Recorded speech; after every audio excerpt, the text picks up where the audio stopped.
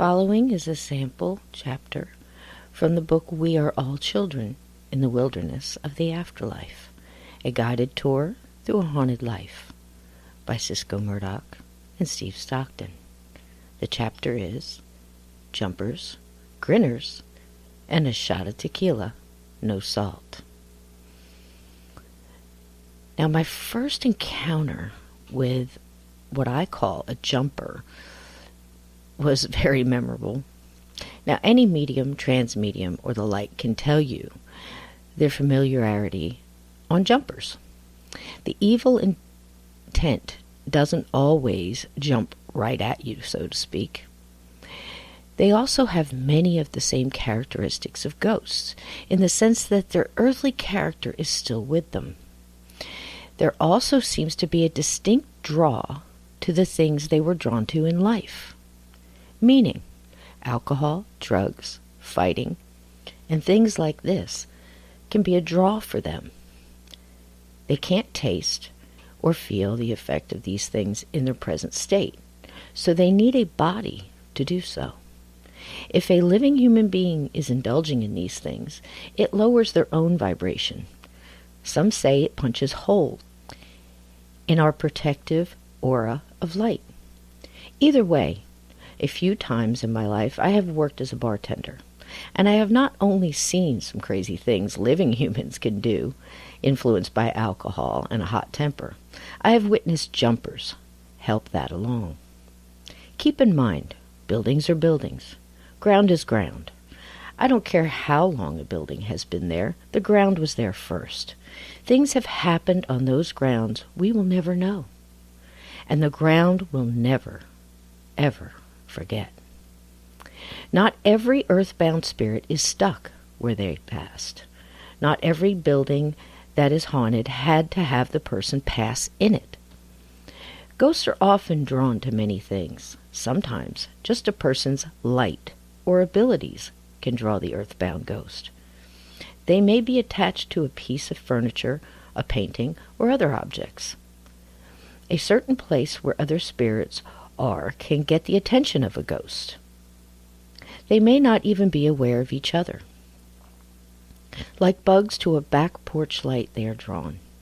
A jumper, craving the taste and feel of an alcoholic beverage that they knew in life, may be drawn to where others are enjoying the same. The energy of people gathered together, drinking and socializing, is a powerful draw. And a thirsty ghost has had a little time to learn some tricks. Well, I give you the jumper. I was a manager and bartender in a small bar in Alabama. There was a huge influx of military on temporary duty and regular town residents.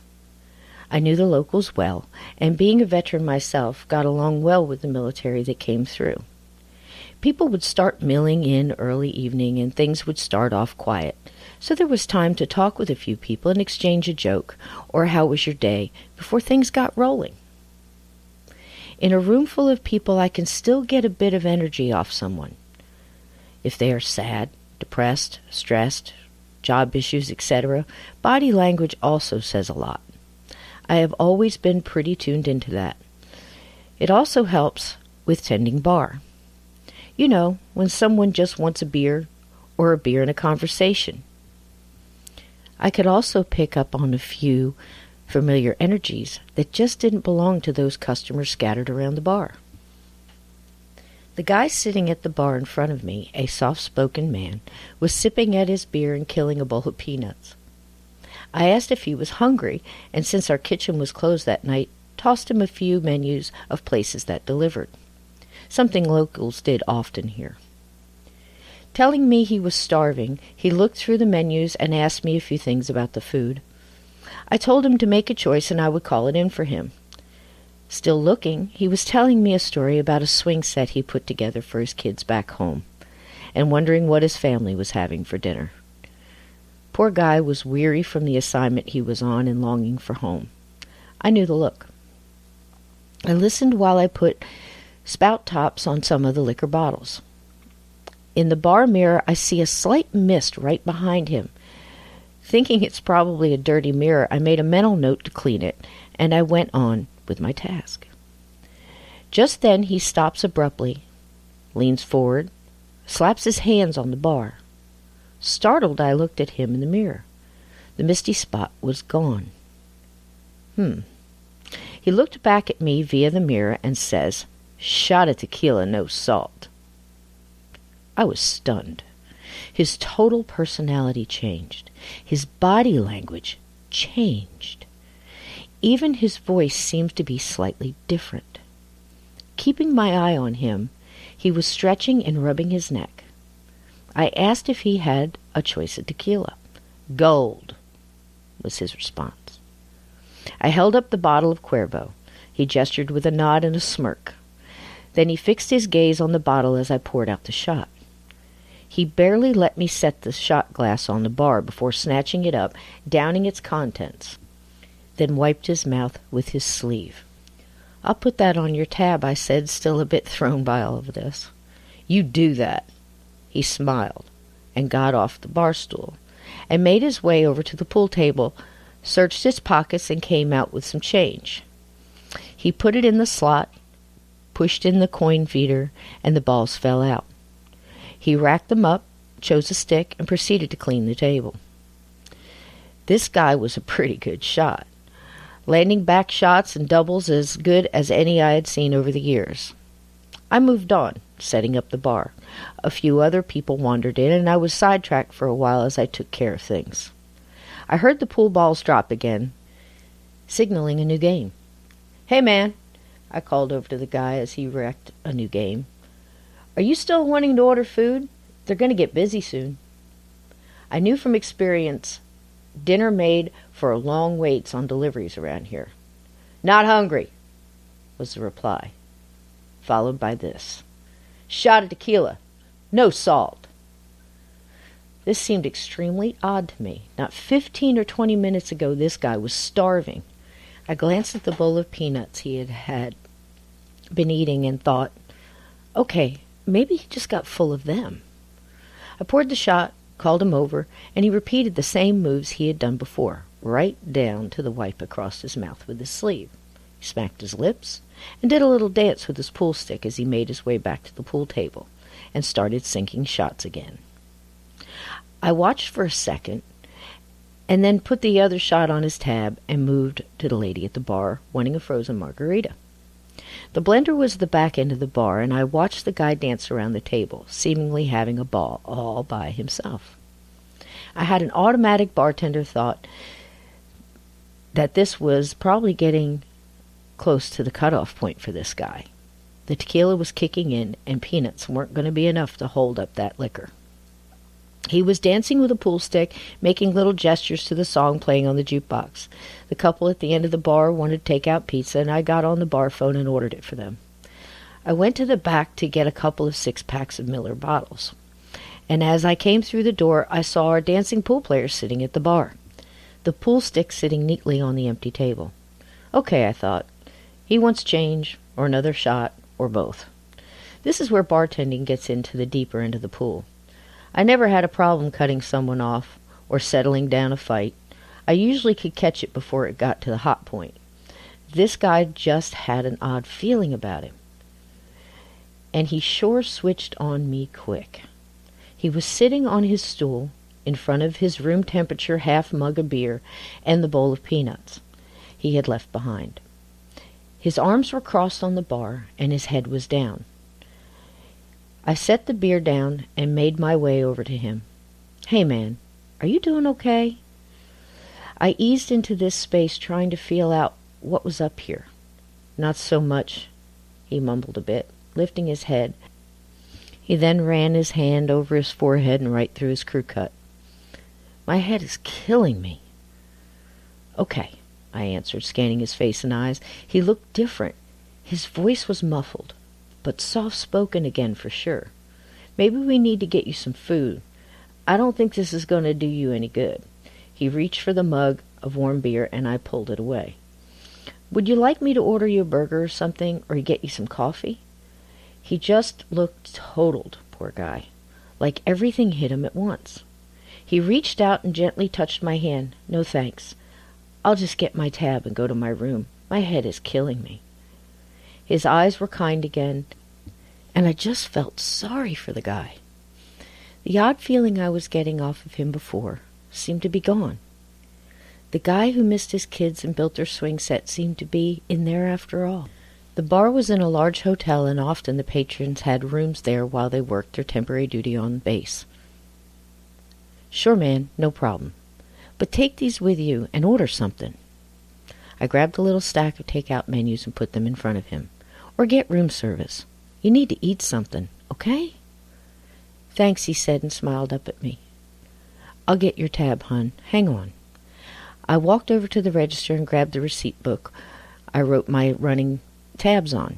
I looked up into the mirror at him, evaluating if I needed to get the front desk to send over one of the guys to make sure he got to his room. Okay, just then, there it was, the mist again. It was moving this time just behind him. I kept watching as it seemed to circle around behind him a bit, then shot off over the pool table, did a circle above it, then thinned out and went through the kitchen doors and disappeared. A quick look back at the man sitting at the bar, with his head down, then at his tab. I couldn't explain it, but I had a good idea what had happened. I pulled the sheet with his tab on it off the pad and crumbled it into a ball and tossed it into the garbage. I walked over to the guy and said, "Look, soldier, the beer's on me. Just go get some rest and some food." The guy smiled at me and said, "Thank you," took the menus, and made his way out the door.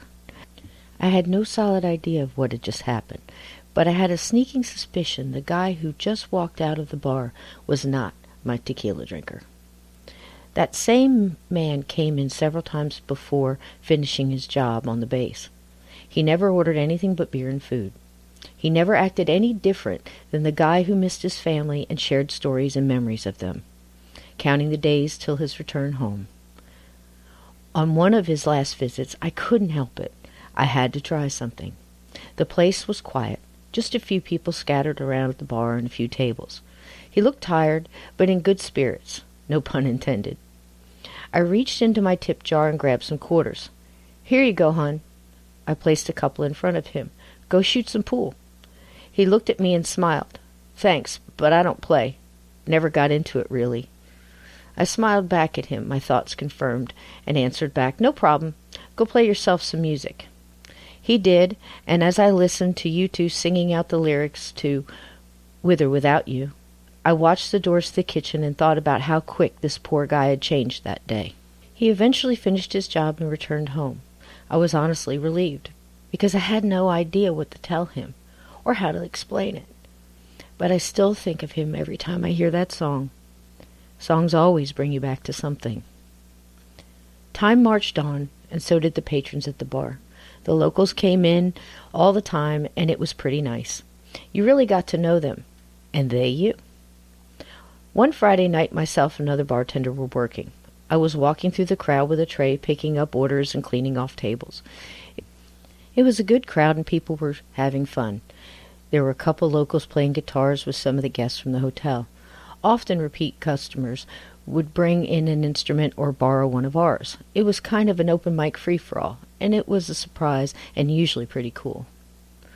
One of the guys that was there with a group had been tossing back cranberry juice with a spritz of Collins mix all night. It was kind of cute the way he said it, like he was actually ordering a drink. They had been there a couple hours and everything was just fine. I was picking up the table a bit while three of the others from the table were doing something close to dancing to a fantastic cover of Wild Horses from a makeshift band on the stage. I looked at the guy who had been drinking the cranberry and asked if he wanted another. "Shot of tequila, no salt." I gotta tell you, I almost dropped the tray. At a loss for a response, I said, "What?" He repeated it and smiled a smile a grinner would be proud of. He tossed $2 bills on my tray and added, "And change for the pool table." I was stunned on my feet. "Gold?" I asked, understanding where we were going here, but hoping we weren't. "Yes." he said, and it almost came out in a hiss.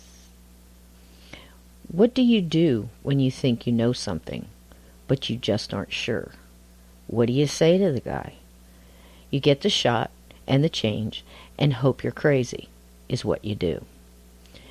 It was busy that night, so I wasn't able to watch his every move.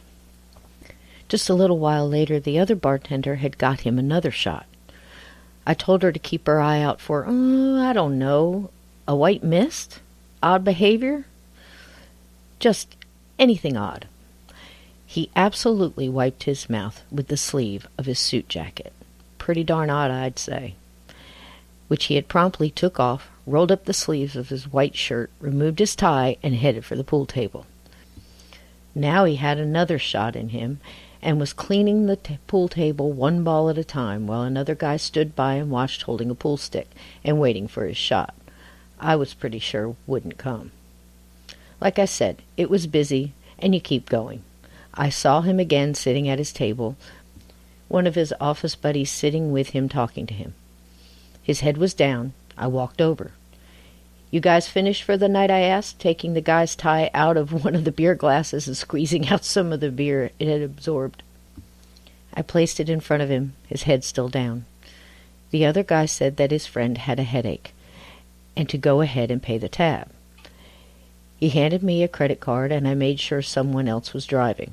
I'm driving, the friend said. We just up the road. Good, I said. He's probably going to need some aspirin. Tequila will do that to you. Tequila? He never drinks tequila. He sure did tonight. I'll get your tab. I did, and they all left. I couldn't help looking around by the kitchen doors, but saw nothing. I switched jobs not long after that, but another night it happened again. All very similar to these other two, except it was an older woman, and for some reason it just seemed creepier. It was a shift change, and I had somewhere to be that night. I was in a hurry to get out. I was there long enough to hear the order given to the other bartender, and looked briefly at the lady in the mirror as I grabbed my purse and pulled down the bottle of Cuervo Gold and pushed it toward the bartender.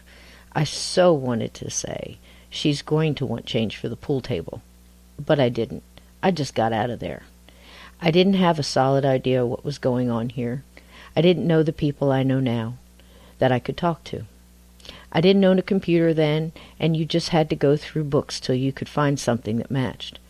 It's somewhat different now, as far as people being able to talk about these things in certain circles. I can tell you often they look for people who are easy targets, weak for some reason, depressed, sad, or otherwise down. I have no idea what the white mist was. But the incidents explained here were not the only things that happened in that place. There were often things thrown around the kitchen, or the doors flapping open and closed, just behind you, when no one else was around. I never bothered asking too much about it. Like I said, times were different. Not everyone handles this kind of information the same way.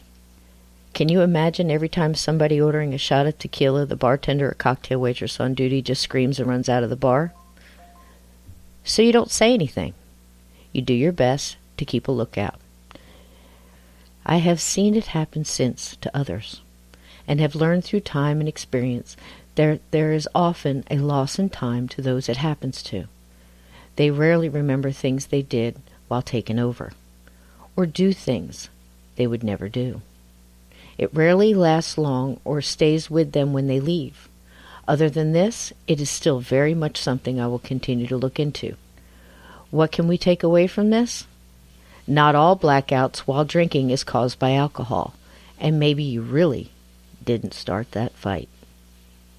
We are all children in the wilderness of the afterlife, a guided tour through a haunted life, by Sysco Murdoch and Steve Stockton.